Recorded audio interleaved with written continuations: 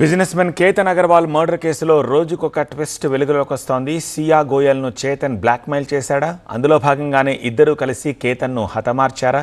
ఇద్దరి ఆర్థిక వ్యవహారాలపై పోలీసులు కూపీ లాగుతోన్న వేళ మహారాష్ట్ర సర్కార్ కీలక నిర్ణయం తీసుకుంది. ఈ కేసులో ప్రత్యేక పబ్లిక్ ప్రాసిక్యూటర్గా ఉజ్వల్ నికమ్ను నియమించింది. ఇక సియా చేతన్ ఫేస్ టు ఫేస్ విచారణలో సంచలనాలే కాదు, సంవాదాలు పోలీసుల్ని షాక్ గురిచేశాయి. ఇంతకీ ఆ జంట చెప్పిన నిజాలేమిటి? సియా గోయల్ కేతన్ రింగేజ్మెంట్ వీడియో ఇది. ఇందులో సియా ఎంతో సంతోషంగా కనిపిస్తోంది కదా.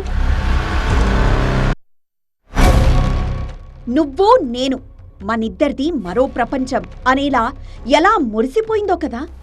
కాబోయే భార్య కళ్లల్లో ఆనందం చూసి కేతన్ కూడా ఫిదా అయిపోయాడు. అది సరే, ఒక్కసారి ఈ సీసీ ఫుటేజ్ చూడండి. నో డౌట్ ఈ కేఫేలో ఉన్నది సియానే, పక్కనున్నది మాత్రం కేతన్ కాదు, ప్రియుడు చేతన్. కేతన్ను చంపడం ఎలా అని చేతిలో చెయ్యేసి మరీ చర్చోపచర్చలు చేశారిలా. కేతన్ ఖేల్ ఖతం చేసేందుకు సియా చేతన్లు ఇలా సిట్టింగులు ఎన్నో వేశారు. వందల సార్లు కాల్స్ చేసుకున్నారు, వేల నిమిషాలు మాట్లాడుకున్నారు. కేతన్ను హతమార్చాలని ఓవర్ నైట్ లో తీసుకున్న నిర్ణయం కాదు, చాలా సార్లు ప్రయత్నాలు చేసి ఫెయిల్ అయ్యారు. ఈ ఏడాది మే 31న కేతన్ను పూణేలోని లోహగఢ్ కోటకు తీసుకువెళ్లింది సియా. వించుకటా రీచ్ సమీపంలో ఎవరూ లేని ప్రదేశంలో హత్య చేయాలనుకుంది, కానీ అది సాధ్యం కాలేదు. జూన్ 4న మరోసారి అక్కడికే తీసుకువెళ్లాలని సియా పట్టుబట్టింది. కేతన్ అందుకు సరేనన్నా అతని తల్లి మాత్రం అభ్యంతరం వ్యక్తం చేసింది. మాటిమాటికి అక్కడికెందుకు వెళ్తున్నావని నిలదీయడంతో ఆ ప్లాన్ ఆగిపోయింది. జూన్ 14న ఏకాంతంగా మాట్లాడాలనుందంటూ కేతన్ను కోటకు తీసుకువెళ్లింది సియా. కొండ అంచు నుంచి తోసేయడానికి ఫస్ట్ టైం ఫిజికల్ గా ప్రయత్నించింది. అదృష్టవశాత్తు కేతన్ చెట్టు వేరును పట్టుకుని ప్రాణాపాయం నుంచి బయటపడ్డాడు. అది కేవలం ప్రమాదవశాత్తు కాలు జారి పడిపోయినట్లుగా నమ్మించింది. కేతన్ నమ్మకాన్ని తిరిగి పొందిన సియా జూన్ 18న మళ్లీ కోటకు తీసుకువెళ్లింది. ఈసారి ప్రియుడు చేతన్ ఎంట్రీతో కుట్రను పకడ్బందీగా అమల్లో పెట్టింది. కాబోయేవాడి కథని క్లోజ్ చేసింది. కేతన్ను హత్య చేయడానికి ముందుగానే సియా చేతన్ ఒక సిగ్నల్ ద్వారా ప్లాన్ అమలు చేయాలనుకున్నారు. కేతన్తో కలిసి నడుచుకుంటూ వెళ్లి అనుకున్న ప్రదేశంలో సియా కింద కూర్చుంది. కేతన్ కూర్చునే సమయంలో సియా సంకేతం ఇవ్వగానే సడన్ గా సీన్లోకొచ్చాడు చేతన్. రెప్పపాటులో కేతన్ను 100 అడుగు లోతైన లోయలోకి తోసేశాడు. ఏం చేయాలనుకున్నారో అది చేసేసి ఎవరి దారిలో వాళ్లు వెళ్లిపోయారు. కేతన్ ప్రమాదవశాత్తు కొండపై నుంచి జారిపడినట్లు పోలీసులు కేసు నమోదు చేశారు. అయితే క్రైమ్ సీన్ పరిశీలనలో ఇది పథకం ప్రకారం జరిగిన హత్యగా ఆధారాలు సేకరించారు. అదే సమయంలో కేతన్ ఫ్యామిలీ సియాపై అనుమానం వ్యక్తం చేయడంతో పోలీసులు ఆమె ఫోన్ కాల్ డేటాపై ఫోకస్ పెట్టారు. ఒకే నంబర్పై ఎక్కువసార్లు మాట్లాడినట్లు గుర్తించారు.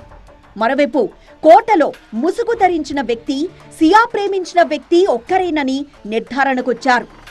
కేతన్ అనుకోని ప్రమాదంలో చనిపోయినట్లు ఈ జంట చిత్రీకరించిన డిజిటల్ ఆధారాలు మాత్రం ఇద్దరినీ పట్టించేలా చేశాయి.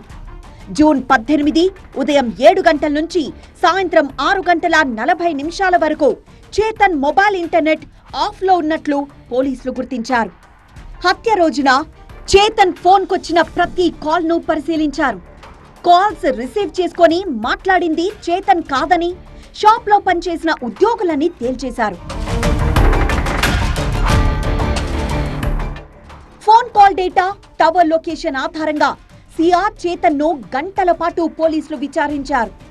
ఇద్దరిని లోహగఢ్ కోటకు తీసుకువెళ్లి సీన్ రీకన్స్ట్రక్షన్ చేశారు. ఫోరెన్సిక్ బృందం కూడా స్పాట్ ని సందర్శించి కీలక ఆధారాలు సేకరించింది. ఈ క్రమంలోనే విస్తుపోయే నిజాలు వెల్లడించింది క్రిమినల్ జంట. పెళ్లి చేసుకోవడం ఇష్టం లేదని, నిశ్చితార్థం రద్దు చేసుకోవాలని కేతన్ను వేడుకుంది సియా. కానీ అందుకతను అంగీకరించలేదు. మ్యాటర్ పెళ్లి పత్రికల దాకా వెళ్ళింది. సాధ్యం కాదని స్పష్టం చేయడంతో సియా తలపట్టుకుంది. జరిగిందంతా చేతన్కి చెప్పడంతో ఇంట్లోంచి వెళ్లిపోయి పెళ్లి చేసుకోవాలనుకున్నారు. అలా చేస్తే కుటుంబాల పరువు పోతుందని, దానికి బదులుగా కేతన్నే చంపాలన్న నిర్ణయానికొచ్చినట్లు విచారణలో వెల్లడించారు. ఈ క్రమంలో నిందితులిద్దరూ ఒకరిపై మరొకరు నెపం వేసుకున్నారు. అంతా నువ్వే చేశావంటే కాదు కాదు నీ వల్లే ఇలా జరిగిందని నిందలేసుకున్నారు. మొత్తానికి చేసిన నేరాన్ని అంగీకరిస్తూ దాన్ని ఎలా అమలు చేశారో పోలీసులకు పూసగుచ్చినట్లు వివరించారు. మర్డర్ చేయాలి, పెళ్లి అనే ముప్పు నుంచి తప్పించుకోవాలి అన్న ఒకే ఒక్క పాయింట్తో తర్వాతొచ్చే పరిణామాలను సియా చేతన్లు ఊహించలేకపోయారు. హత్య చేసి తప్పించుకోవచ్చన్న మొండి ధైర్యంతో హత్యకి ముందు యూట్యూబ్లో కూడా రీసెర్చ్ చేశారు.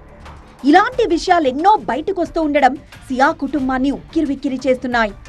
నిజంగా సియా తప్పు చేస్తున్నట్టు తేలితే ఖచ్చితంగా శిక్షించాల్సిందేనంటోంది ఆమె తల్లి. नहीं, दो परिवार डिस्टर्ब हो गए हैं। दोनों परिवारों में केतन जी भी इतने अच्छे थे। अगर किसी का इसमें दोष हो तो उसे सख्त से सख्त सजा होनी चाहिए, चाहे उसमें मेरी बेटी भी हो।